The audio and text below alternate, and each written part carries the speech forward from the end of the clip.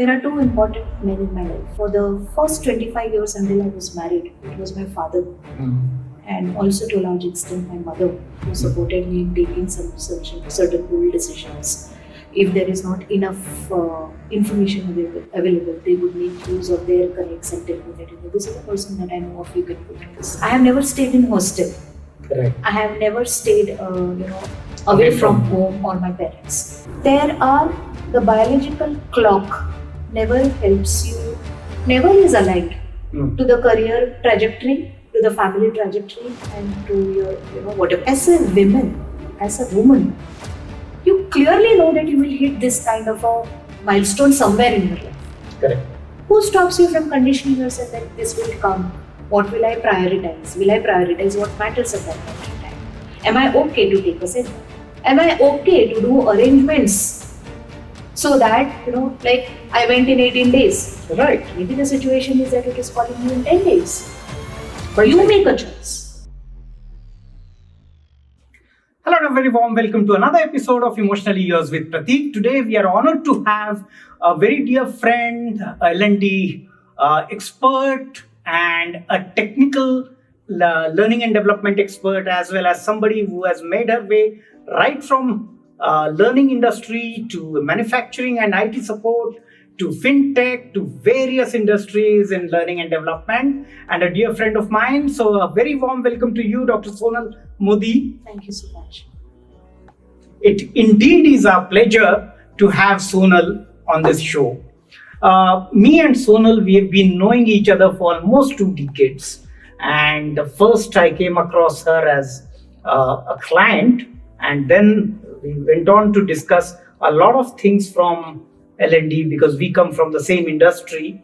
So Sonal, last so many years we've been talking, we know each other, we've been interacting on various forums, we spoke about return on investments in training, we spoke about feedbacks, we spoke about so many things in people, culture, and various related fields.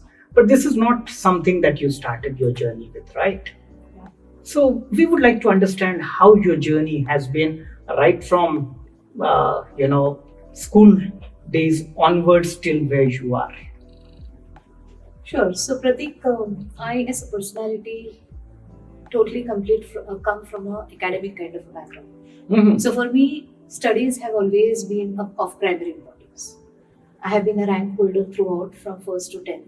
Wow. And there was a dilemma of what I should be picking up.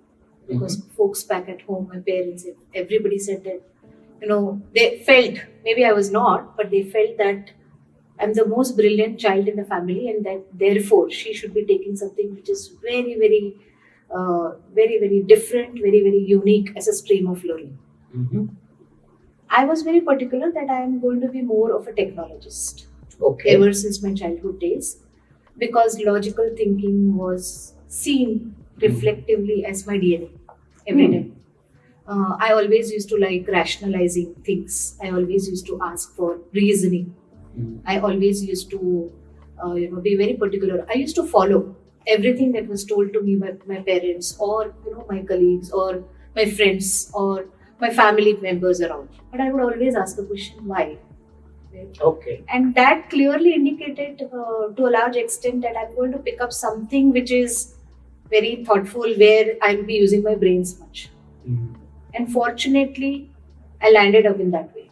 Okay. So I started my education also into technology. After 10th, I did not do my 11th and 12th. Okay. I directly entered into Diploma Industrial Electronics. Industrial electronics. Yeah. Wow. And that was a 3 years course in a very esteemed college, Swami Vivekanand Polytechnic, which is in Right. Jaipur, Mumbai. I'm born and brought up in Mumbai. Mm-hmm. And that's where I studied for 3 years. Okay. People around said that you have got such brilliant percentages and marks in your SSC. Why didn't you take 11th and 12th? Mm-hmm. So thanks to my father who took me to so many people around to Mm-hmm. get my mindset very clear, and then came a point where I decided, okay, in order to have, there was one person who guided me and coached me and said that go for diploma for 2 reasons. you are going to do engineering, which you have decided, right? Correct. And in order to get into engineering, the practical implementation, lateral thinking, and your approach of logical thinking will definitely be ingrained if you take diploma kind of courses rather than 11th and 12th, where you'll do more of maths and science. While maths is very important. Correct. So I took that. Mhm. I fled with, I came up with very flying colors. And then I entered into direct second year of engineering because that's how the norm is, Right, right? right. You do 3 years of diploma and then you Correct. directly get into Correct. the second year of engineering. And that's where I did a second of engineering. During that period Mhm. was a time where I said that I want to work and then do engineering. Oh, okay. And my father was like, why? Go and continue your education, complete your graduation, and then you think of working. I said, no, I have done practically a lot of stuff. Hmm. Let me implement it. It's okay if I take out it. During those times, I'm sure this must not have been the It was a practice. turmoil. It was a Okay. turmoil for my parents because they saw this as a break coming in a career of a Ongoing career. ongoing career of a brilliant student. They always had this kind of a thought, and I had to convince them that no, I will continue to work. Fortunately, I got an internship in Godrej. Okay.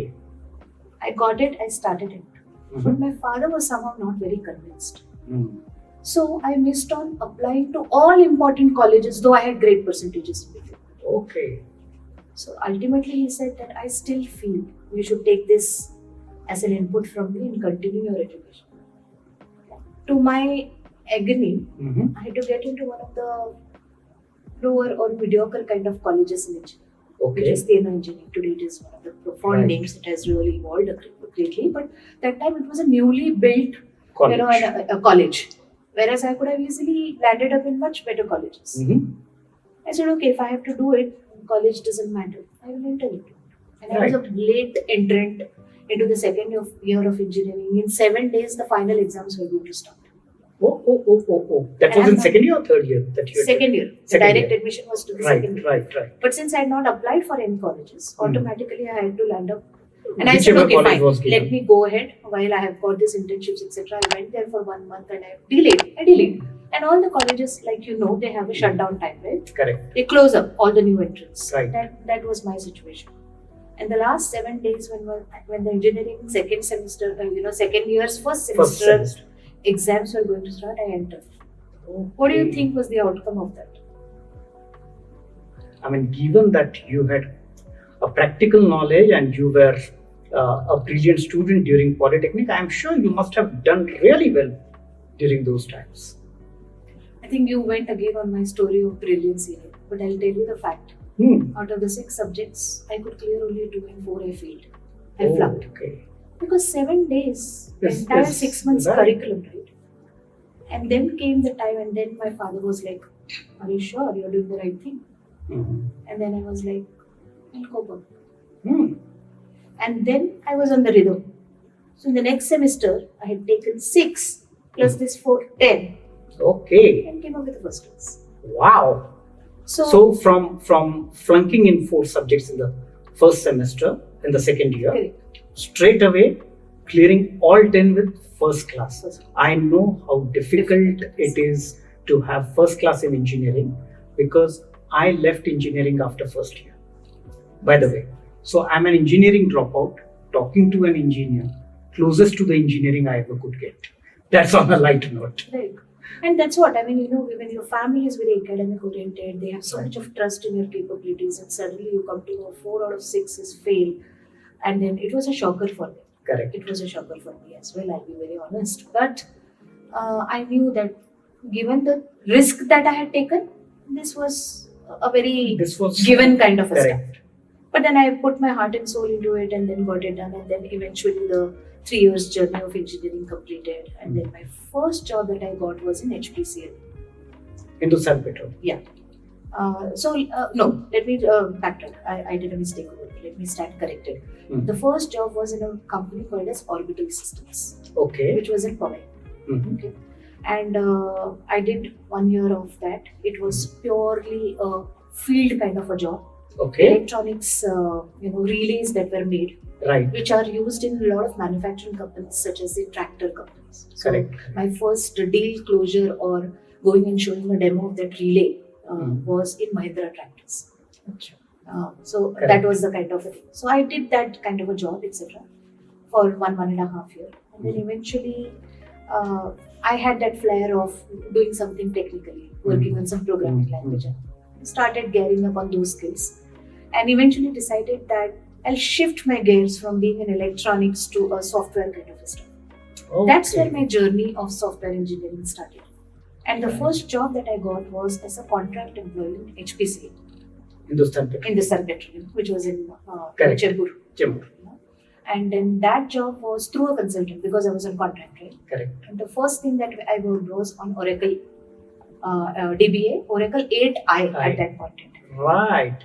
It must have been around 99 or 2000. Yeah, 99. 99. That's Correct. That's when Oracle 9. Not 99. 8i. It was 96. 96. 96. Right. Yeah, because I completed my degree in 95. Correct. Did 1 year of orbitals, and in 96 I got into HPC. So that was my career trajectory, and that's where my kick of engineering started, the technology piece started.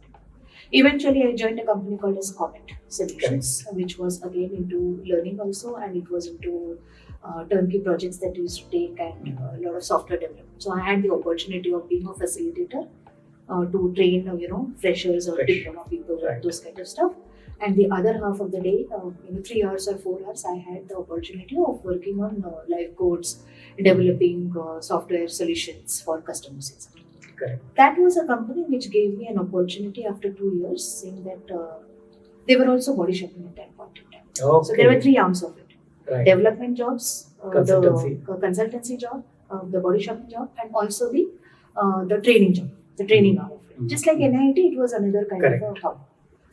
And there came an opportunity to the company in the consulting side where they wanted people with technical competencies, and they wanted to have corporate trainers based out of Singapore. Okay. And that was the same year. In 2000, I got married. And in 2000, February, I got married. And in 2000, December, I got this opportunity Okay. to go to Singapore. So I was the first one to, Go to after Singapore. marriage, first one to, get into an overseas opportunity. That was my first overseas opportunity. Wow. And then I joined a company called as Genovate Solutions, which Correct. exists today also. It is today called as Luthan Genovate. Correct. And this company gave me multitude of opportunities, working on SAP, working on technologies, being a program manager, an academic program manager, multiple stuff. Areas. That's how my career started, and then I settled down in Singapore for almost 10 to 12 years. Right. Worked with this company, then worked with New Horizons over there. All technology bent of time, Correct. being academic partners, and also, the partnerships that we have with OEMs like Microsoft and other kind of gold partnerships. So those kind of interventions. And then my career did not see a look back at all. It was like moving Right. on and on. A point came in where I shifted to become into the management roles. Correct. I moved out to be being a facilitator, a trainer around. And you must be knowing, Pratik, you have been in Singapore. You have to be an MOE certified trainer if Very you have much. to train, right? And it is no less than an IIT kind of an exam or an Absolutely. entrance exam, right? Highly intensive. Very intensive. So I had to go through that MOE certifications. There were Mm. 16 certifications that I did. Correct. And then I Correct. started delivering sessions to all delight customers, banking customers, Mm. manufacturing customers, C gates of the world, DBAs of the world, etc. Correct. This Singapore has a culture of people coming after jobs to study new Upskill technologies. themselves. Yeah. So during the daytime, it used to be college grads, and during Correct. the evenings, it used to be professionals. So that was my journey in Singapore. So I stayed there for almost around 10 to 12 years. Right. Both my kids were born there, Right.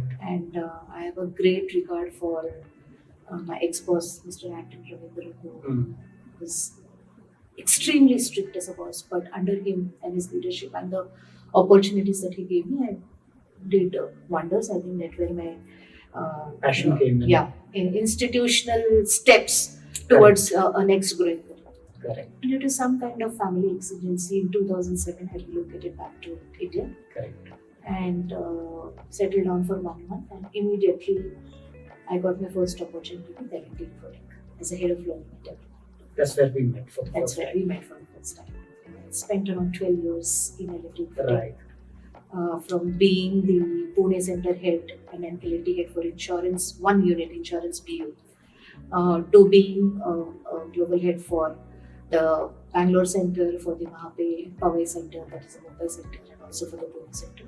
Started looking at all the business unit, all the clusters, we had different org structures that we went through, facilitated a lot of leadership programs. I have a Correct. very keen passion towards facilitation, technology as well as leadership. Right. I was fortunate enough to equip myself with those kind of skills and then eventually kind of develop myself. Wow. So that has been my journey from L&T Infotech. Then I moved to Pfizer as an organization. I spent around 3.5 years there, heading the entire India GCC Global Center. Again, it was a product company. Correct. So from an IT services organization, I came to a product organization. So And that to fintech. It was fintech, purely banking and everything.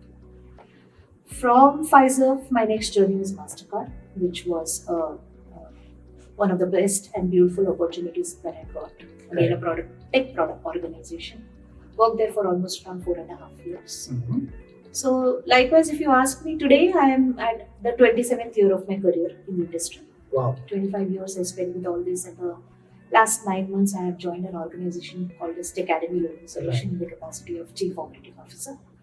And this is totally a game changer for me because I was on the other side of L&D, where Correct. I was the business head and taking decisions, and partners used to come to me. Correct. Today I am a partner myself and going to the clients. So on the other side of the table. Other side of the table. And that is an opportunity that I saw that, in the last few years that I want to continue with my career, I thought I should take a shift. Enough of complacency, enough of same things, enough of global L&D heads, traveled across a lot of places outside of India, within India. And that's where I decided, okay, let me take this. And that's where I'm now in Tech Academy. Great journey so far. As you know that this podcast is about emotions, I see a lot of emotional aspects and emotion journey. Okay, A is identifying your strengths and taking risks. Okay, not being fearful of taking risks when you simply said that after diploma, I would not like to join any college and start working. That was a very bold decision being taken. So decision making, again, being assertive enough. Those are the aspects that I see. A, identification of your strengths. B is being self-aware. C is in terms of taking risks, not averting, and following your heart. It's always, I recollect the famous line by Robert Frost, The Path Less Taken, where he says that two paths emerged, and I had taken the least beaten one, and that made all the difference. Absolutely. So this is what I see here. Now let me take back to the days, because I am an engineering dropout, and I dropped out of engineering right from first year because I realized that's not something that's my calling. Yeah. However, you identified your calling very clearly, which was electronics and industrial electronics. So in such cases, during those times, there were not many female students who would go towards this branch of the engineering, especially. There were some who would go to electronics and telecommunication and computer software, etc., etc. And then you made all the choices which were very unusual. So during these unusual choices, were you driven by some external factors, or were you carrying some pressure of social compliances, or what people would say, or this is not the traditional path? So some people get fearful, some people get absolutely passion driven, saying that I don't care whether it is the unorthodox method, but this is my calling and I'd like to pursue it. Yeah. So to that point, let me make a very bold and candid statement. Please do. There are two important men in my life. For the first 25 years until I was married, it was my father, and also to a large extent my mother, who supported me in taking some certain bold decisions. If there is not enough information available, they would make use of their connects and tell me that this is a person that I know of, you can go to. But from 25 years and now that I am at the age of 49 currently, I'm soon going to be hitting 50. I Welcome to will the club, by the way. I will give the entire credit to my husband. These two men have been very pivotal in the way I have been born and brought up, and shaping up myself as an individual. And I would say that it is extremely important to have somebody like this standing tall behind you for whatever success that you get. So first 25 years it's my father and my mother. And the last 25 years that I have been married for, it's my husband, whom I would give the credit, who has time and again a different end. No matter how strong I am as a personality, but these two sect of people have made me what I am today. So I definitely wanted to give that credit to them. Coming back to the question that you asked, that there were a lot of disruptive decisions that I have taken at that time. Risks. Risk.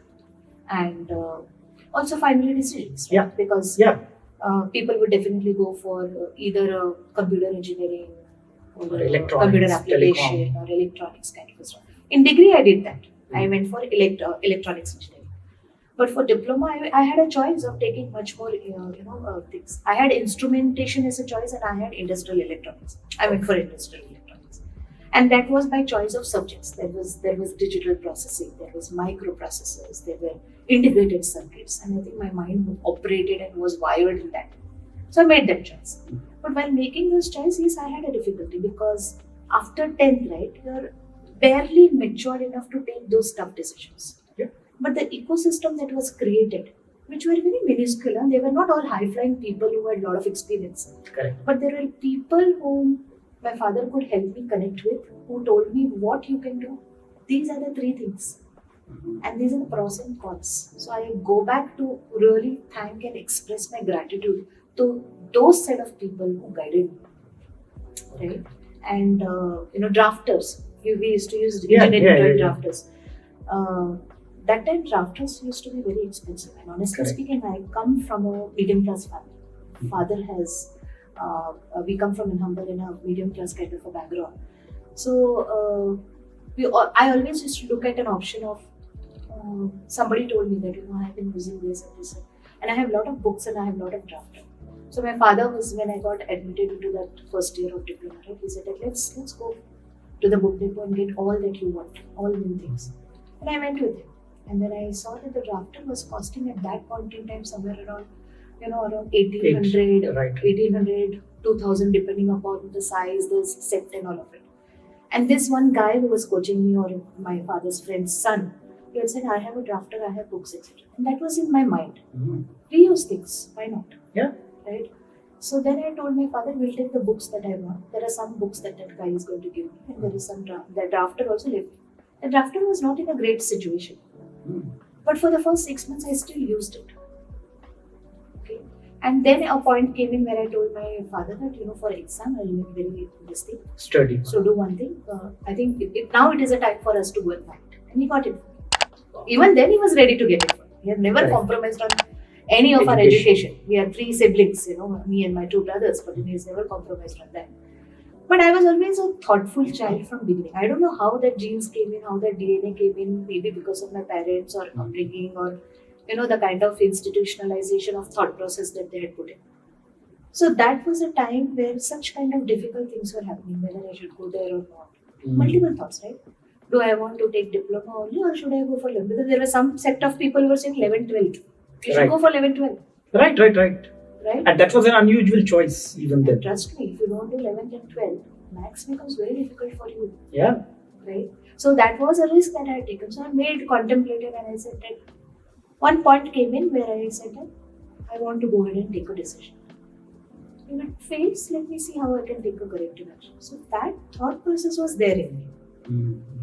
And given the fact that I don't want to let down my parents, my family, who think so highly about me, I know that the situation that we come from, we have to be very tactful, very thoughtful on expenses. I went ahead and took the decision. It was tough. There were people who helped me with God's grace. There were my parents who were standing very tall behind me. And then eventually the journey went. So that's how I took those decisions. They were tough. They were incredibly disruptive, I would say, right now, and when difficult. I look at it, and difficult. But I say there were a lot of difficulties there also. Not that it was an easy cakewalk kind of a stuff. Right? So That has been my journey. Awesome. So tough nut, I would say, having taken a decision, well thought risks, and even counting in the failures. Right? If that happens, that's okay. And it's okay to fail, right? Now, when you move to the corporate job, then, HPCL then was one of the places where you worked, and then you moved to education. So there are certain work cultures that come with A, PSUs, B, private organizations like Godrej, where you did your internship, and then the software industry is completely different in terms of culture. During an early age, young managers and young executives who join the company, young engineers who join the company, find it extremely difficult to cope up with these changes in the culture. How it has affected you so far? Because from when I look at your journey, you have a firm Indian manufacturing to a PSU to an education to a global role to an MNC and a big Fortune 500. So I'm sure you must have undergone a lot of cultural transformation and changes. Right. Honestly speaking, my entire 25 and now 27 rather, 25 because I cut a mark at 25 when I left Pfizer and I joined Mastercard and so on. Correct. But generally, I would say that I have been very fortunate to get the right roles, to work through that, to get some good bosses, for the trust that people showed on me and started giving me a lot of opportunities. While somebody selects you during the process Right. because of the expertise that you bring to the table, because of your background, because of your exposure, because of the whatever process in the interview. Right? Correct. You still have to go and work with a third party or a business owner or an executive leadership, right? And that is a time which becomes very difficult. Right. So let me give you an example of L&T Infotech for that matter. L&T Infotech, I joined as a Pune center head, and the head of technology L&T for business unit called as insurance, which was one of the highest revenue generating. Units. I think it was manufacturing, BFSI, which was the highest one, and the second one was insurance. Right. This was a well-established, well-oiled engine shop in Pune, with all stalwart executive leaders around. And I don't know whether you know Mr. Sagarkar, who was a We've met. We've met. So he was my boss then. He Right. had recruited and hired me. He said that I'm putting you in one of the most critical and important business units. It's going to be a tough journey, but with your expertise, I'm sure you will be able to chase that. And with that, I went in. When I started working, because I was based in Pune, and then I started going to the L&T office of Pune. This is a well-established thing for 15, 18 years. People are in that organization for 15, 18, 20 years. Correct. Right? And all leaders are very well established, very proficient. They know their business values well. Multiple business units there. For me to be accepted by them, generally you know this culture, right? And L&D is an enabler function. The business units are the revenue generator function. And an enabler function takes a decision of hiring somebody at that high position and giving you the entire baton to you to manage the entire skill and development or capability development function for a large established business unit such as insurance. It's not going to be an easy job because they have their own set of things. And before me, there was a predecessor, right? There were people, and that she had got acclimatized, but because she got another opportunity, she was leaving. And then I was hired as her replacement. So to break that ice with the insurance business unit head or the other leaders took a lot of time. Took a lot of time where people were not ready to accept somebody who has been coming from the enabler function. So they want to try and test and kind of hammer you and see whether more from the operational and the domain function. And then L&T has this in yesterday's, not today anymore. But yesterday's, they are an administrative kind of a group, very reactive. They have to be told whatever is to be done, and they are there for maintaining and managing logistics and running programs. Simple. Beyond that intelligence was never kind of associated with L&D teams, right? Not in the strategic role for correct. And I came with a very different mindset. given the fact that I have worked in overseas countries and other kind of companies, etc., Correct. I was very clear that I don't want to be an administrative function and I don't want to be an order taker at all. Mhm. You tell me what your business problem is, I'll comprehend it and come to you with a solution and give you a plethora of options. You have a choice to select. This has been my attitude from day one, knowing that also I was aware that there is a big risk that I'm taking, right? Because these business leaders may not like something like that. Correct. It was a sin to ask questions like, what is the objective of this training? Yeah. I mean, They would come and tell that I've told you, that this is a Right. .NET program. This is going to be running for 3 weeks. There are going to be 25 people in the program, and it's going to have this kind of a stuff. And this is for this particular business. That's it. You should be happy with that information. And I would never be happy. I would be restless, not to question. not to question.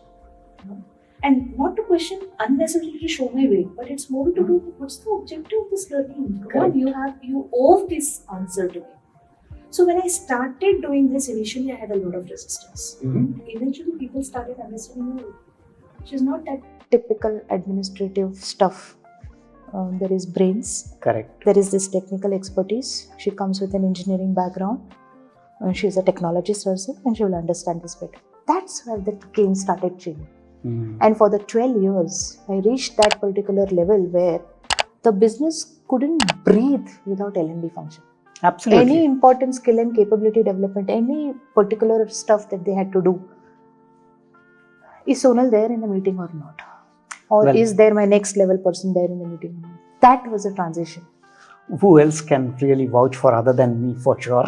Because I was very closely interacting with Exactly. you during those times. Great. So when you speak about resistance, you speak about change of mindset. Okay. L&D function is always a change of mindset enabler. Somebody who's showing the gaps and helping people to develop the competencies, especially when people are in denial mode. Correct. All right. Let me take you back to the days when you were in Singapore. Singapore, we all know, is a very different country as compared to India. Right. In terms of discipline, in terms of respect for rules, in terms of the work culture, in terms of various lifestyle aspects that we talk about. I'm sure when you landed up there with this particular opportunity, and at that point of time you were just married, Yeah. right?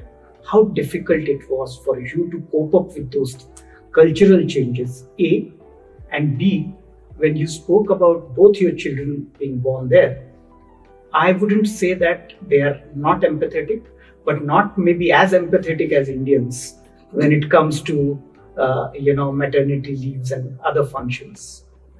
Right. So when I landed over there, I'll be very honest, though I am sounding that I'm a very strong lady, but I'll tell you how emotionally weak I am. First of all, I just was 6 months, married, and I had to take this decision. And my husband boldly said, "Go ahead and take it. I will join you. As soon Wow. as I get an opportunity, I will join." So he was the one who pushed me because that was my first overseas. I have never stayed in hostel. Right. I have never stayed, away Away from from home or my parents. My school was just 15 minutes away from my place. So I never had the Okay. opportunity of staying somewhere else and going to the school. My college was just 30 minutes, where a direct bus from, behind my house, a stop was there and I used to take that. Correct. So that was also not an opportunity that I got. Mhm. I did my MBA as an executive program. So for that also, I did not have to go anywhere else. I did my PhD also after my marriage. So there also I was every. So I was a person who was born and brought up in a very homely culture and also did not have this exposure of going and staying alone. Correct. Right? Like your daughter and my daughter would take very bold decisions and want to go and stay there and do their complete graduation after 12th also, Absolutely. right? Versus that the kind of time that I was into and Right. during those days, I have not even stepped out of my other than school, colleges, etc. And then everything was very near. Comfort zone. This was my first overseas opportunity. And I had to leave the country, I had to leave my parents, I had to leave my husband, I had to leave my in-laws, and then immediately go. I was just settling down in the new life. Mhm. And this opportunity came. So I went. Mhm. 30th December 2000, I had to go. Just imagine, 31st December is a festive season for any family, right? Everybody wants to come together, get together, and do all Correct, of that. correct.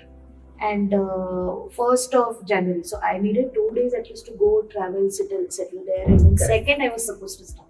2nd Jan Right. 2001 I was supposed to start. So I Correct. had no choice. I couldn't go wait until the 31st gets over and then go on 1st. Not that Right. bold enough that in 2 days I can go overseas and settle down. So I went. And that was the first time that you stepped out of home and Out directly in a foreign country. in a foreign country, and everybody came to drop me at the airport. The person who cried the most was my father, and it was very emotional for him. And of course, I was also very emotional. How am I going to manage this? You tell me anything to do over here, I'll do it. Going somewhere, settling down, that too, my Just husband not married. being there, and only 6 months, and I was settling in this family was very tough. So I went. I landed up there. Everything was organized. In the initial 15 days, I was supposed to stay with in a paying guest mode with one of the Indian families that we had, the company had identified. And all that. That time, there were no direct hotel facilities which will be given. They are pretty expensive when you go overseas. So the companies have their own arrangements of doing all of this. So I got the best of the facilities. On the second, third day, I literally started crying like a child and calling my husband saying that do whatever it takes, but please come here. I don't think I will be able to survive. And with all that kind of 7th day, he landed in Singapore.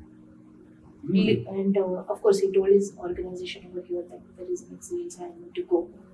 I may also have to look for opportunities over there. But right now, I'm not resigning. And that is how he came. 7th day, my husband was there. And as you know, in Singapore, you can't stay more than 15 days on an EP or a visiting pass. So I had my EP, but he did not. In 15 days, I don't know how, but God was great. He got an opportunity with a recruitment consultant. That's how he got his work permit and he stayed there. It was very difficult for me to take that decision. So my parents were also very mad at me. How can you be so emotional? Now, what is that is not working out with you? When you went, you took this decision, you made your husband run well. Now, why don't you take the ownership of it? Why don't you take the ownership of it? And they were mad at me that you're not being genuine to your husband. You have to settle down. Right. You're not a small kid anymore. You're married. So I went through that emotional turmoil. And then we settled down, and then EPs, work permits, that time salaries were not that great, but then eventually we grew in that. Came a time, 2 years down the line, I was, carrying my first baby. And then came the decision that, I might not be able to go to India because work culture was very difficult. Correct. You can't even take today, leaves. it's all the more difficult now. Yeah. And then I went through that thing until 9th month. Nobody was there. It was me and my husband, and my husband took the utmost care of me. And then finally, the time came when my husband said that somebody has to be here because you need that here. Correct. And my mom came there first time because my mother-in-law was not all that well done. Correct. So both were given the choices. They said, okay, let somebody first go and then I will later come. So that was the arrangement, and so I gave birth over there. On the 18th day, I had a labor for 18 hours. Oh. It was a very painful labor. And on the 18th day, yet it was a normal kind of a delivery. On the 18th day, I was called back to office because there was an important project going on. Just after delivering your Exactly, child 18th on day. 18th day. This 18 number, I don't know what is the dynamics of it with my life. 18 hours of labor.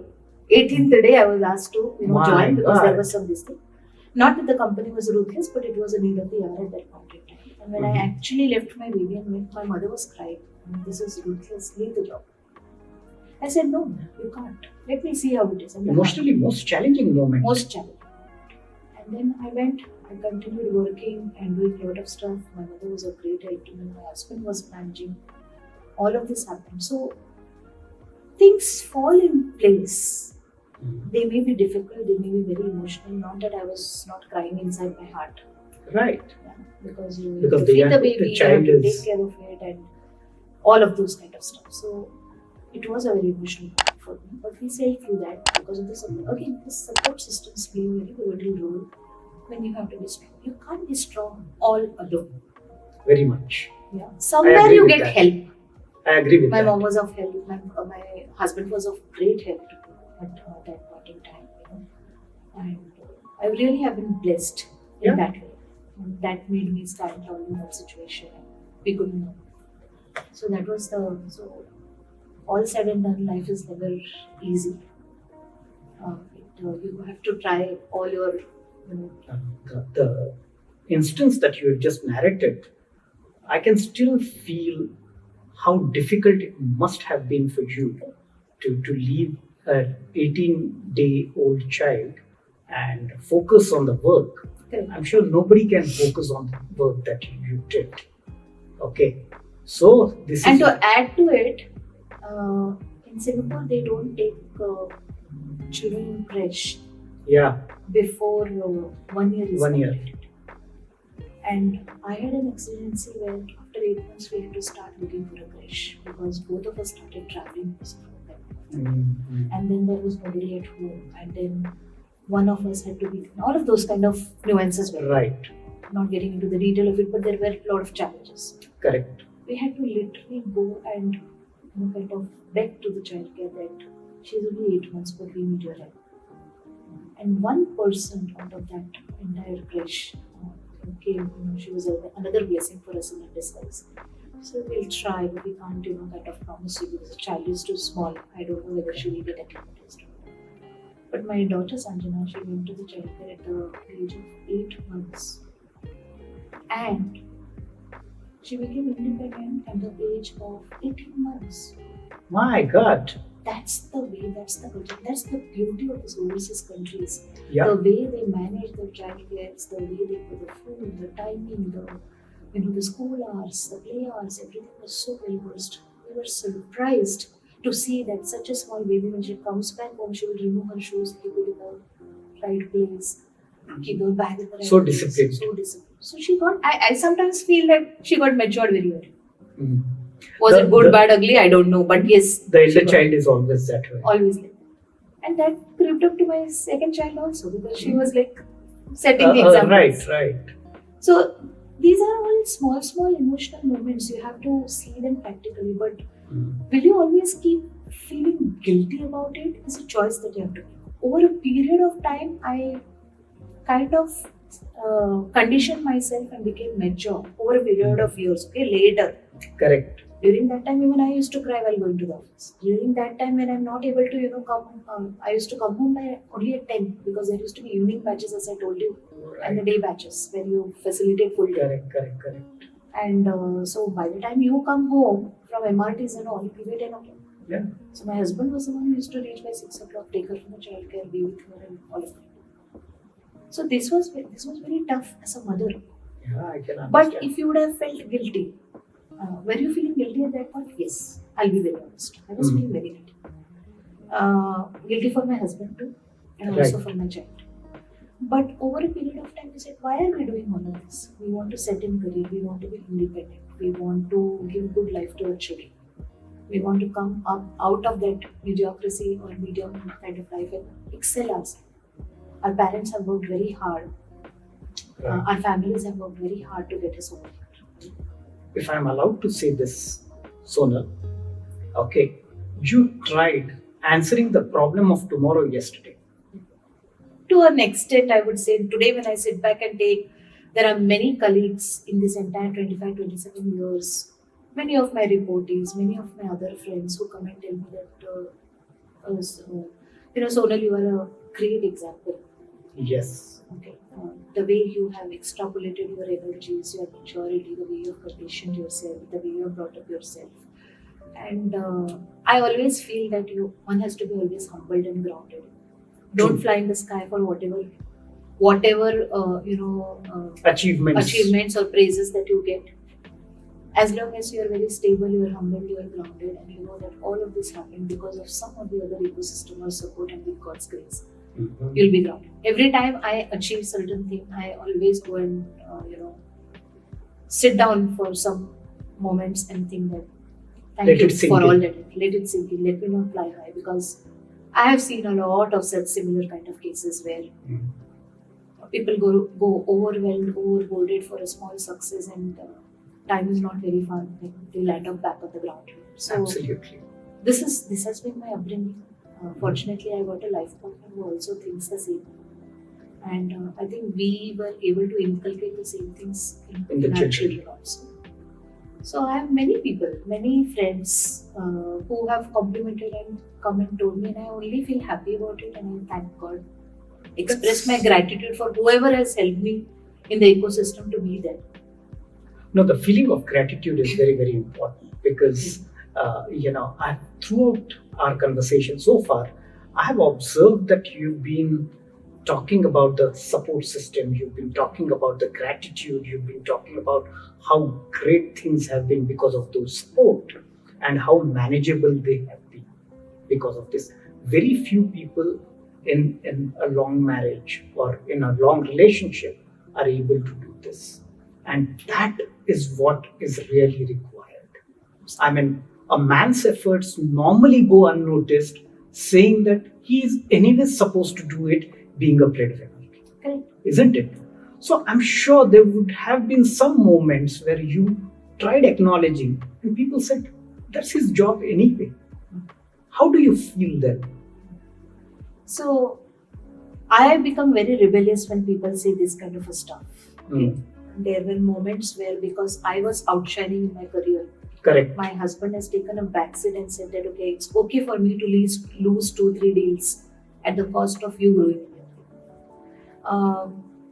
See, the Indian culture, right, doesn't support husbands taking a backseat Yeah, and doing something.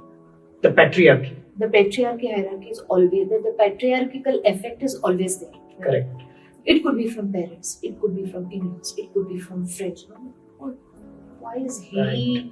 taking Compromising a on. backseat? Why is he compromising? It should be the wife always compromising. Correct. In my case, it was never ever even a single time that kind of case that occurred. So, um, however much gratitude I express for my husband is less, and that is one thing. Second is that look at the Indian culture.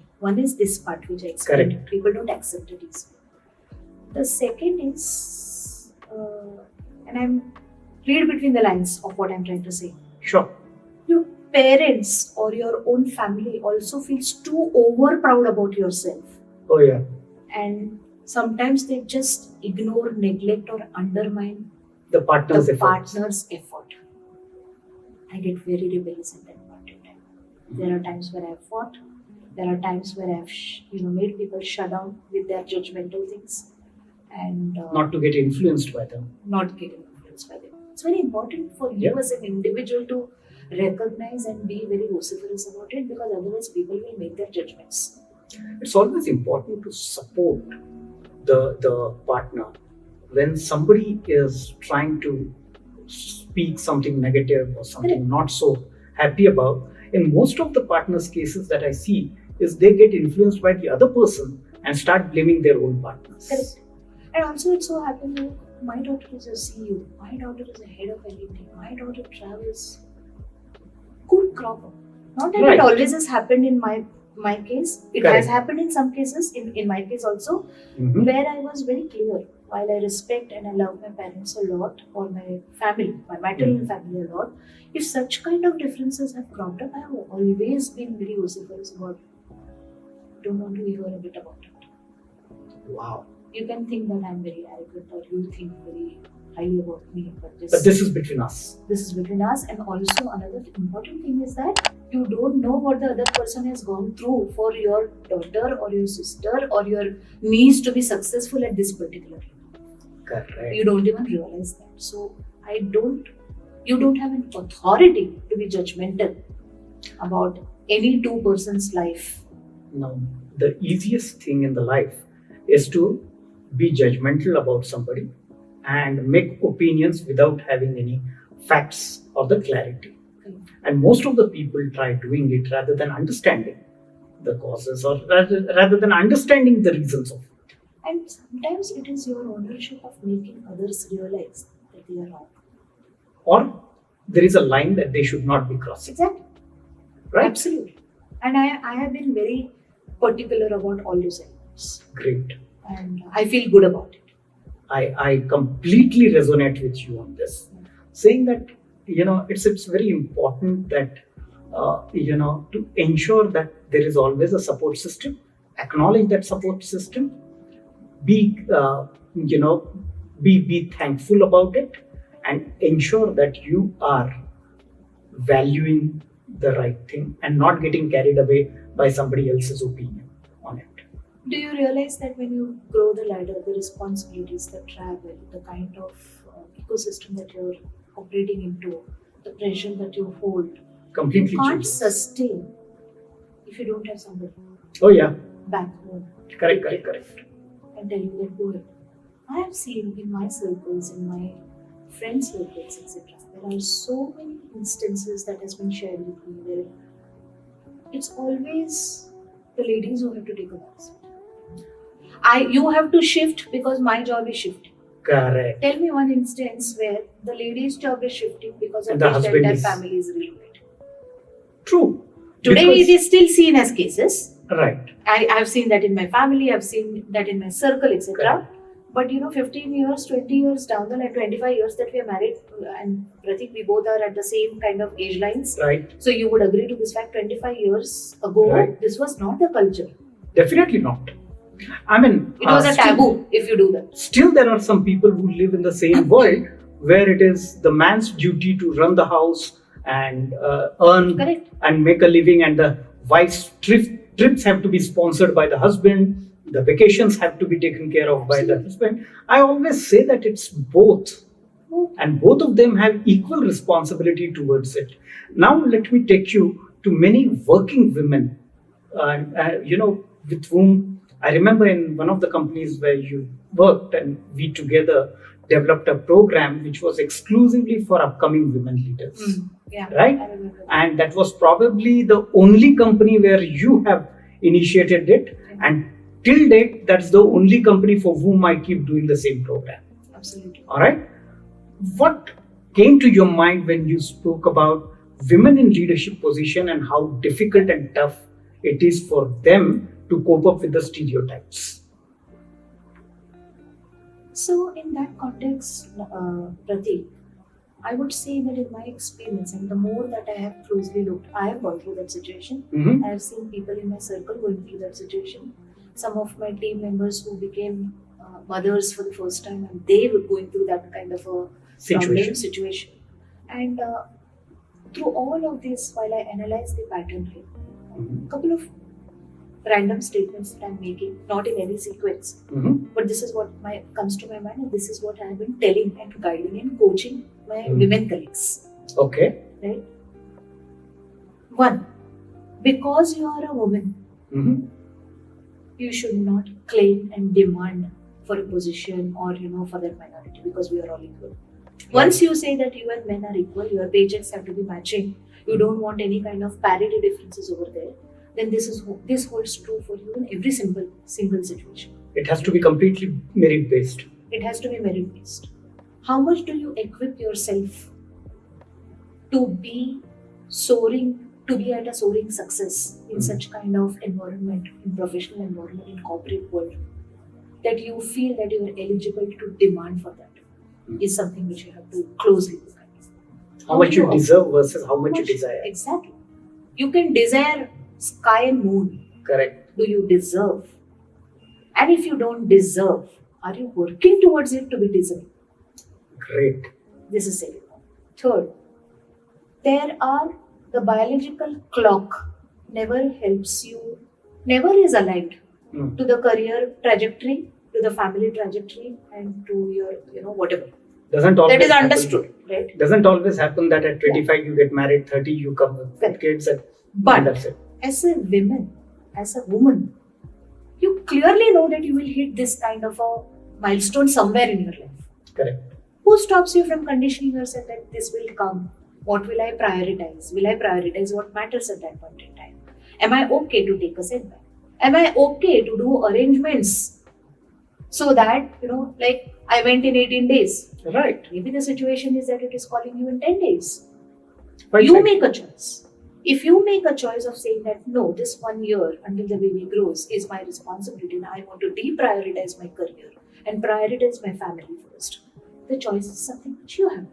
And then you need to face the consequences. You need to face the consequence. You cannot You can also think of, I will not face any consequences because during that 1 year, I will find my me time and ensure that I upgrade, I stay in connected with the organization that I was working. I will have that kind of camaraderie with my boss. I will tell them that, I'm eager to come back at the earliest. Help me to do some side projects, maybe after 3 months. How many of us do that? That is a question. Third, my baby is small and I have to leave him or her and go for work back. It's an emotional trauma. I have gone through that, so I Very understand. much.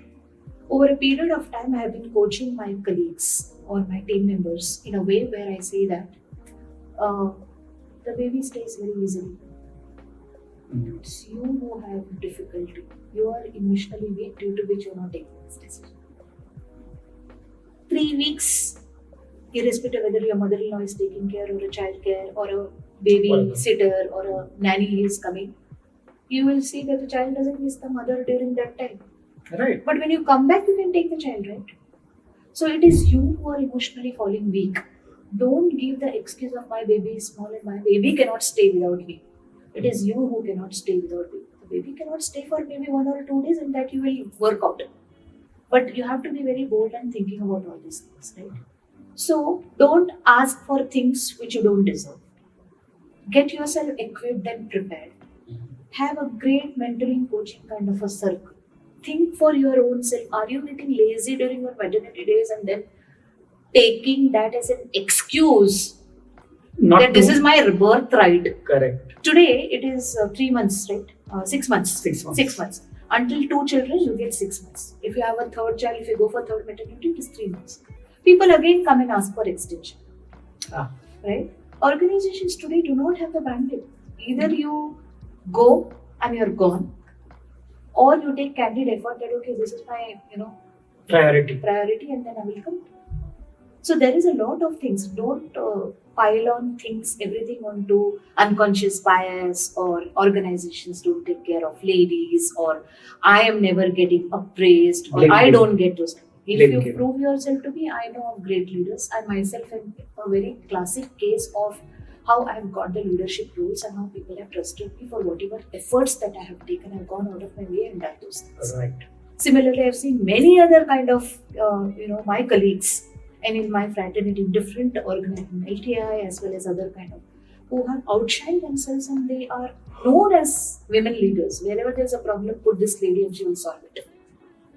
That's the credibility that you have established. Or in order to establish that credibility, you have to be thinking inward rather than thinking of what is not being supported. After all that you do, if you're not getting the support, then you have every right to raise a voice. Oh yeah. But 99% of the time, I have seen that ladies keep giving excuses. I've been a lady, I'm candidly giving this as a statement. People may not like it, but in my experience, I've seen being a lady doesn't give you an opportunity to keep giving excuses. I don't say that everybody does that. Today, the ladies are demanding. They are standing tall, Right. neck to neck to the Very men much. employees. People have started respecting. There is a reason why people, organizations want ladies in the leadership role. True. In my current organization, there are 5 CXOs, out of which I'm the only lady in the CEO position. Mhm. So it makes me feel proud, but at the same time, with great powers come great responsibilities, right, Pratik? True. So you have to own it. Problems, situations, circumstances, and you have to run through it. I have done that over this last 27 years. I Right. think that's my success method. Be humble, be grounded, acknowledge what you get as a support, think, What you deserve versus what you desire. equip yourself, get help, get mentorships. Nobody becomes a showstopper for you. Great. So that's my take Awesome. on what you asked. Awesome.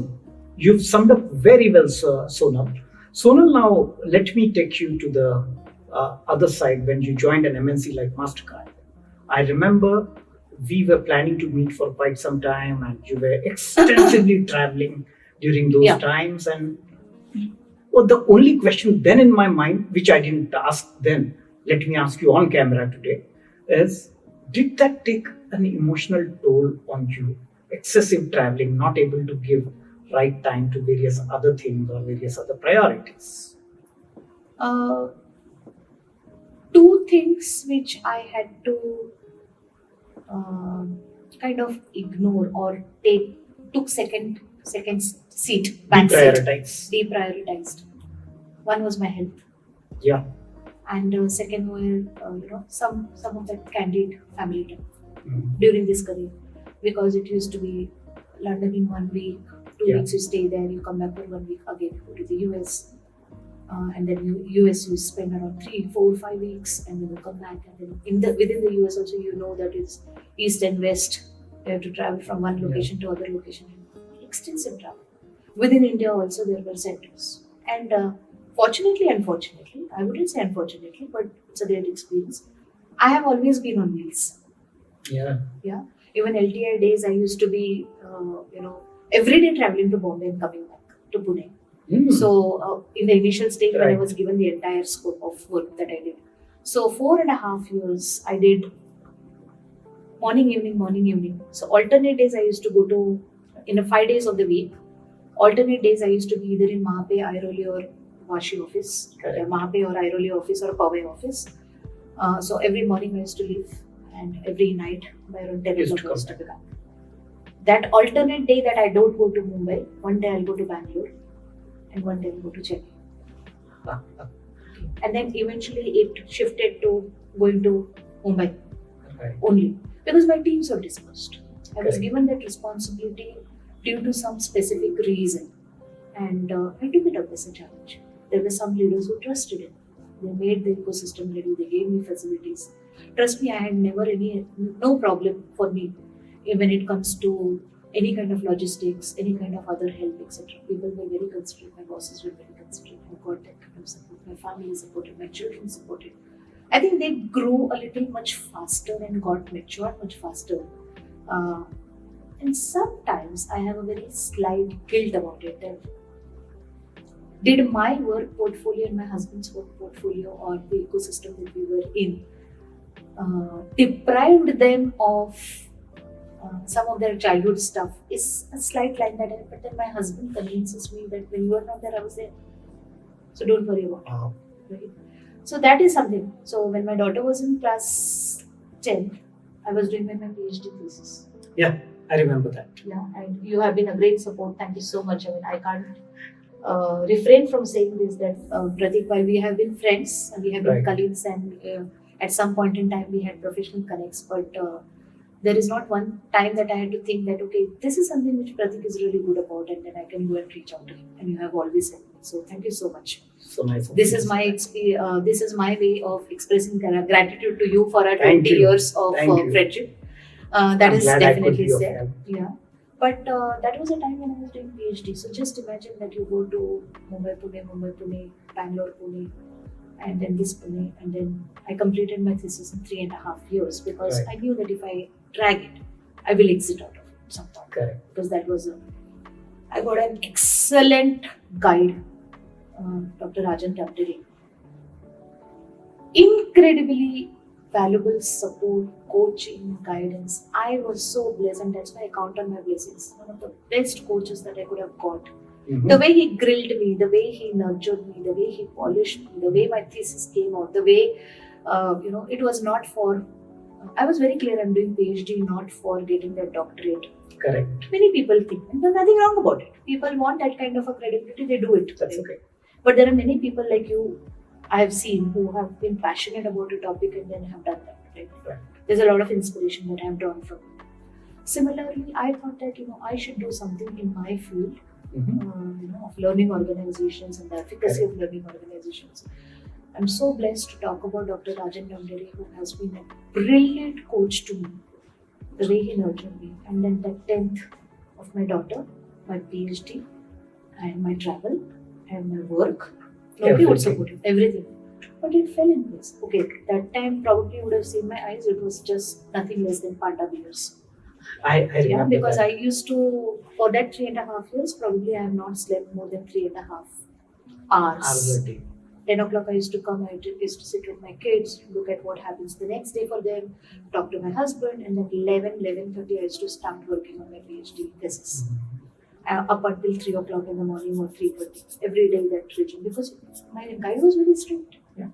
He was very supportive, but he wanted to call out the best out of me, and I was extremely happy doing my research work with him because it was a great learning and I enjoyed every thorough moment. Deep gratitude to him for whatever. I'm still in touch with him for the last couple of years, and in every small and big moments, I do reach out to him. And, he guides me. Awesome. So that has been my experience. Great. So, Sonal, we spoke about gender equality and leadership positions for women and so on and so forth. We spoke about difficult emotional moments that you've overcome, all through the support system, the feeling of gratitude, your doctorate, so on and so forth. All through, I see a good fighting spirit, a drive, passion. And this passion is the biggest motivator of all of them. That's where we talk about the emotional moments. Okay, let's talk about some of the most. Of course, we spoke about difficult emotional moments. Let's talk about the most satisfying emotional moments or most happy emotional moments for you. There are many of them, Pratik. Yeah. Of my mind, I am not able to kind of consolidate all of them, but a lot of great moments. Something that this was really tough, and you made it work big time. So I would say that completing my PhD in 3.5 years with Right. all those kind of uh, Work compulsions, travel, family friend, key milestones for my daughter, Right. and then rest of the stuff, and then still achieving it and shining out with bright colors, having that Great. kind of support from the coach, guide. That was one of the most exhilarating moment for me, Right. if I have to say. Uh, the next moment I think was another one which in the recent past is like after MasterCard I had decided that let me stop now the corporate kind of the Work. corporate work or the corporate journey Mhm. and sit back and relax because for the past couple of years I have not taken any breaks. Right. It used to be maximum Monday or whatever. All my leaves also when I came out of MasterCard I got repaid because all my leaves were kind of there There. in stock and all of that. So I had almost made my decision that enough of the corporate world, global LED, this, that, traveling, all of it. Let me sit back and relax for maybe another 3 months. Mhm. Slightly get better at health because I had started getting some health problems because of not very severe health problems, but that fatigue, Right. kind of energy loss, and etc. So I said that I want to take this break of 3 months, Prioritize health. prioritize health.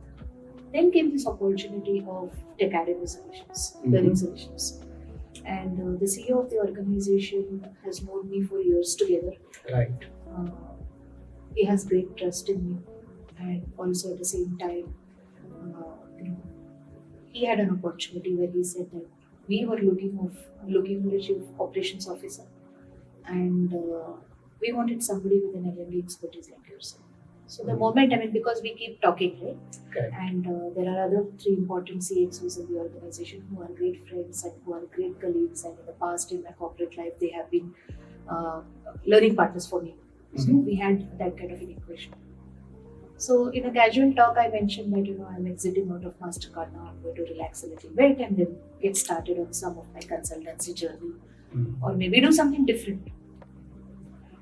I also have a vision and think to get into opening a bistro or a restaurant kind of a stuff sometime in my life. Count me in. Because So that is you've something seen my which- coffee consumption just now. So I do have that as a project in my mind. So I thought that maybe I want to take a break from the tech background and everything and do something different, disruptive one more time. Wow. Probably one last time. I keep telling one last time that last time never comes. It will never come. The only happy person for that is my husband, who says that no, don't stop, continue, Wow. do something different. So I was almost in the decision, and my family also said that, oh, we are happy that you are going to finally take some break. But then that's where Keshav Raju, our CEO, reached out to us and said that we heard that you are exiting out of MasterCard and we are looking for a chief operations officer. Why don't you think about it? So we deliberated it almost for 1.5 months. through a couple of other CXs in the organization, and he himself, and then finally he came over here in Pune just for that on a Saturday and said that this is what I'm looking for. The organization needs people like you and your experience. I know that you were on the other side of the table. Who else can understand the entire dynamics better and help us grow and streamline a lot of stuff? And we are in a growing surge. Why did you join us? After much thinking, I thought that okay, let me take this as a stint and do something different, and that's how I joined Tech Academy Solutions. Great. It has been 9 months now. Great support. One more time, I am counting on your blessings. All the CEOs who support me a lot. The CEO himself has a great trust on me. I'm sure I'm very committed.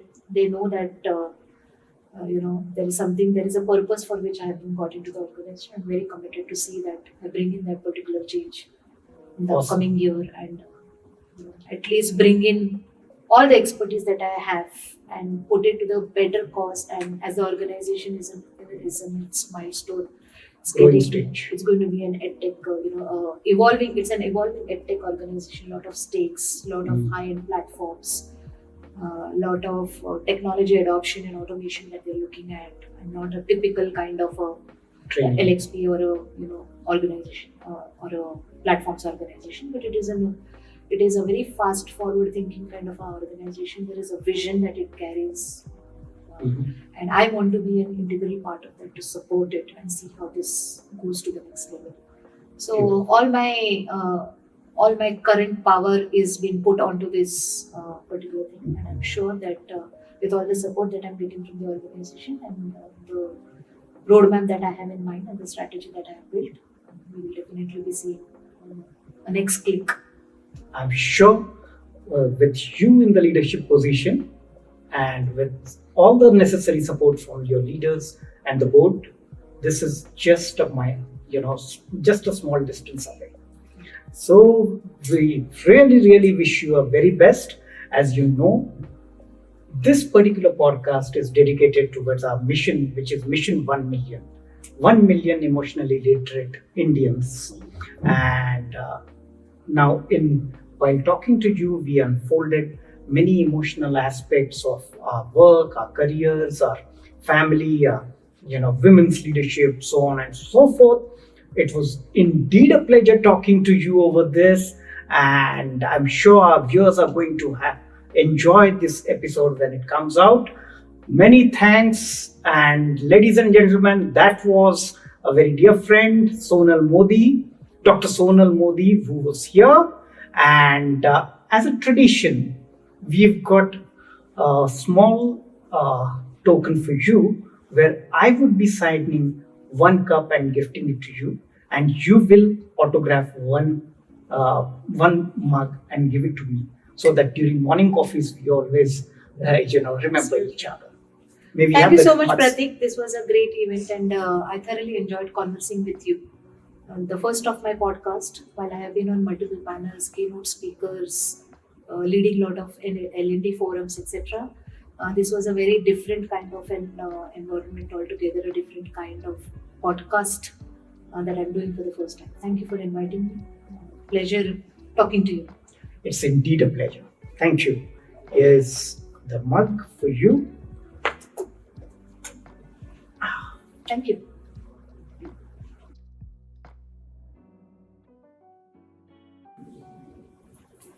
And now that's something that you will sign and give it to us. Sure. Should I sign it? Between this. This No, one? no. Just between the two? Yeah, between the two.